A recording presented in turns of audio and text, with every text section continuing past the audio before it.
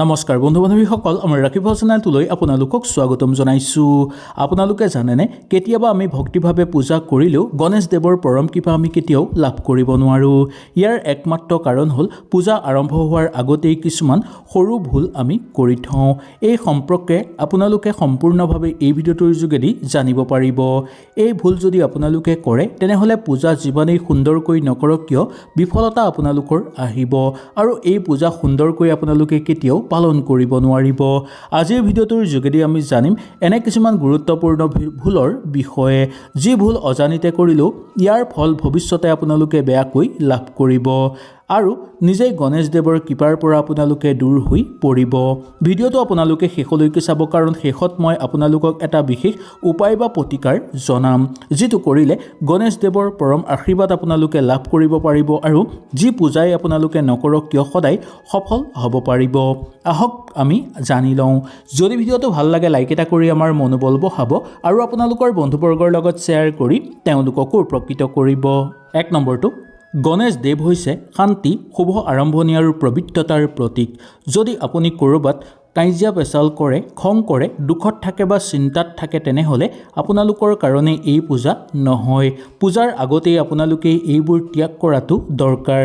এই কাজিয়া, চিন্তা আৰু দুখত থাকি যদি আপোনালোকে পূজা কৰে তেনেহ'লে এই পূজাৰ কেতিয়াও আপোনালোকে শুভ ফল লাভ কৰিব নোৱাৰিব। বৰঞ্চ আপোনালোকৰ ঘৰত নিগেটিভ শক্তি আৰু অধিক শক্তিশালী হৈহে পৰিব। যিমানেই পূজা পাতল নকৰক কিয় গণেশ দেৱৰ কেতিয়াও আগমন নহ'ব আপোনালোকৰ ঘৰত।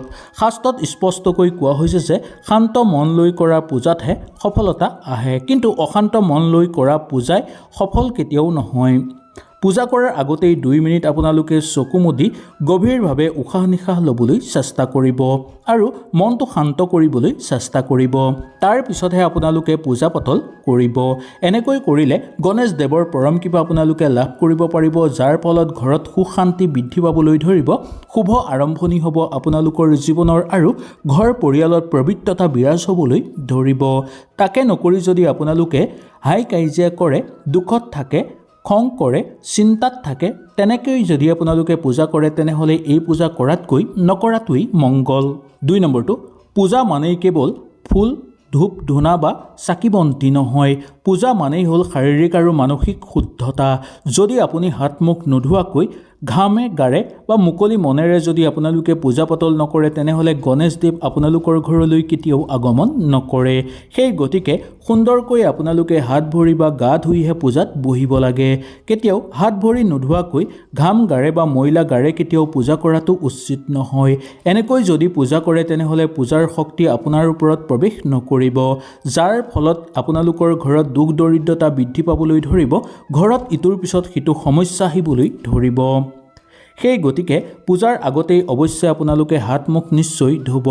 মনত আপোনালোকে ভক্তিভাৱ ৰাখিব আৰু পবিত্ৰ মনেৰে গণেশ দেৱৰ পূজা কৰিব বা গণেশ দেৱক স্মৰণ কৰিব।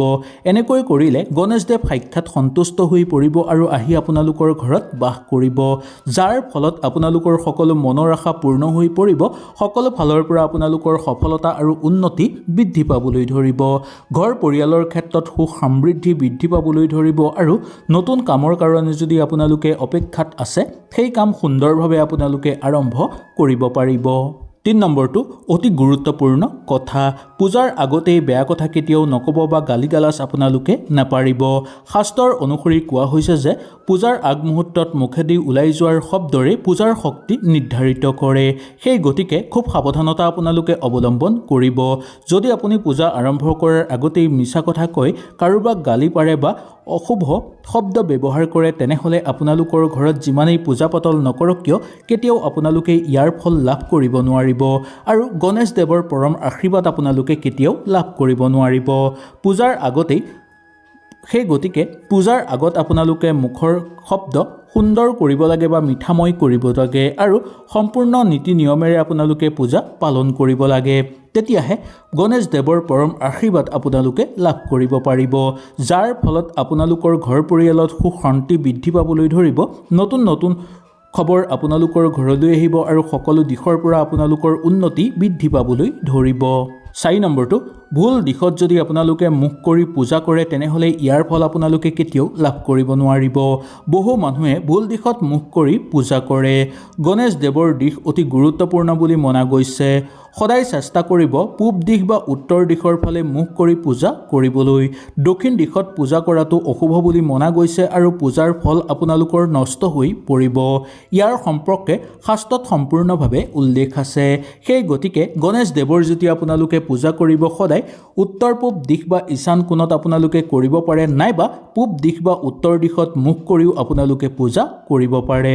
এনেকৈ পূজা কৰিলেহে গণেশ দেৱ অতি সোনকালে সন্তুষ্ট হৈ পৰিব। সেই গতিকে এই কথাটোৰ প্ৰতি আপোনালোকে বিশেষকৈ লক্ষ্য ৰাখিব, কাৰণ এই ভুলটো বহুলোকে কৰা দেখিবলৈ পোৱা যায়। 5 নম্বৰটো আজিৰ যুগত সৰ্বশ্ৰেষ্ঠ ডাঙৰ ভুল বুলি মনা গৈছে এই 5 নম্বৰ ভুলটো। মোবাইলত ব্যস্ত হৈ যদি আপোনালোকে পূজা কৰে তেনেহ'লে আপোনালোকৰ বহু বেছি পাপ লাগিব। এখন হাতত ধূপ আৰু আনখন হাতত যদি মোবাইল লৈ আপোনালোকে পূজা পাতল কৰে, মোবাইলটো যদি আপোনালোকৰ হাতৰ পৰা এৰি নিদিয়ে, তেনে ক্ষেত্ৰত আপোনালোকৰ ঘৰত বেয়া শক্তিয়ে বাস কৰিবলৈ ধৰিব আৰু এই পূজা কৰিলেও ইয়াৰ ফল আপোনালোকে কেতিয়াও লাভ কৰিব নোৱাৰিব। মেছেজ, ৰীল বা কল কৰি থকাৰ সময়ত আপোনালোকে কেতিয়াও পূজা পাতল নকৰিব। পূজাৰ মাজত আপোনালোকৰ ৰীল চোৱাটো অশুভ বুলি মনা গৈছে বা মেছেজ কৰাটো বা কল কৰাটো অশুভ বুলি মনা গৈছে। গণেশ দেৱক কেৱল আপোনালোকে সামগ্ৰিক বুলি কেতিয়াও নাভাবিব বা এই পূজা কেৱল আপোনালোকৰ এনেই বুলি নাভাবিব। আপোনালোকৰ মনোযোগ দিবলগীয়া কথা এইটোৱেই যে পূজাৰ সময়ত মোবাইল আঁতৰাই ৰাখক আপোনালোকে আৰু মন প্ৰাণ দি আপোনালোকে পূজা কৰক। তেতিয়াহে এই পূজাৰ উচিত ফল আপোনালোকে লাভ কৰিব পাৰিব আৰু সকলো ফালৰ পৰা আপোনালোকৰ অনুকূল প্ৰভাৱ দেখিবলৈ পাব। গণেশ দেৱৰ পূজা সফল কৰিবলৈ বিশেষ কিছুমান উপায় বা প্ৰতিকাৰ আপোনালোকে কৰি চাব পাৰে। যদি এই প্ৰতিকাৰ আপোনালোকে ঘৰত কৰে তেনেহ'লে এমাহৰ ভিতৰতে ইয়াৰ ভাল ফল লাভ কৰিব পাৰিব আৰু ঘৰ পৰিয়ালত শুভ শক্তিৰ আগমন ঘটিবলৈ ধৰিব। আহক তেনেহ'লে এই প্ৰতিকাৰটোৰ বিষয়ে আমি সুন্দৰভাৱে জানি লওঁ। যদি আপোনালোকে এই ভিডিঅ'টোত কিবা বুজি নাপালে নিশ্চয় মোক তলত কমেণ্ট কৰি জনাব। আপোনালোকৰ সকলো প্ৰশ্নৰ উত্তৰ মই আপোনালোকক দিবলৈ চেষ্টা কৰিম। আহক আমি এই প্ৰতিকাৰটোৰ কথা জানি লওঁ। এতিয়া মই ক'বলৈ আপোনালোকক ওলাইছোঁ এটা সৰু কিন্তু শক্তিশালী প্ৰতিকাৰৰ কথা। পূজা আৰম্ভ কৰাৰ আগতেই আপোনালোকে চকু মুদি ওম গণ গণপতি নমঃ এই মন্ত্ৰটো 11 বাৰ জাপ কৰিব। তাৰ পিছত আপোনালোকে পূজাস্থলীত বহি পূজা কৰিব। মনত ৰাখিব যে তাৰ পিছত আপোনালোকে মনত কেৱল গণেশ দেৱৰ নাম উচ্চাৰণ কৰিব। মোৰ সকলো ভুল ক্ষমা কৰি দিয়ক, মোৰ জীৱনৰ সকলো দুখ কষ্ট দূৰ কৰি নিয়া। সেই বিশ্বাস আপোনালোকে মনত ৰাখিব আৰু এই শব্দকেইটা আপোনালোকে মনৰ ভিতৰতে উচ্চাৰণ কৰিব। যেতিয়া আপোনালোকে এই মন্ত্ৰটো 11 বাৰ উচ্চাৰণ কৰিব ওম গণ গণপতি নমঃ, তাৰ পিছত গণেশ দেৱৰ ক'ব আপোনালোকে, হে গণেশ দেৱ, মোৰ সকলো দুখ দূৰ কৰি নিয়া, মোৰ জীৱনৰ সকলো বাধা সমাপ্ত কৰি দিয়া। বিশ্বাস কৰক এইটো কৰিলে গণেশ দেৱৰ কৃপা আপোনালোকৰ ঘৰত নিশ্চিতভাৱে আহিব আৰু আপোনালোকৰ জীৱনৰ সকলো বাধা বিঘিনি সমস্যা দূৰ হৈ পৰিব। বন্ধু বান্ধৱীসকল, গণেশ পূজা কেৱল এক নিয়ম নহয়, ই এক অনুভৱ। যদি শুদ্ধ মন লৈ ভাৱ শুদ্ধ কৰে তেতিয়া দেৱতাই অৱশ্যই আশীৰ্বাদ দিব আপোনালোকক। এই ভিডিঅ'টো আপোনালোকৰ যদি প্ৰিয় হয় তেনেহ'লে লাইক এটা নিশ্চয় কৰিব আৰু আপোনালোকৰ প্ৰিয় মানুহসকললৈ এই ভিডিঅ'টো নিশ্চয় এবাৰ শ্বেয়াৰ কৰিব। তেওঁলোকেও এই ভুলবোৰ অজানিতে যদি কৰি আছিল।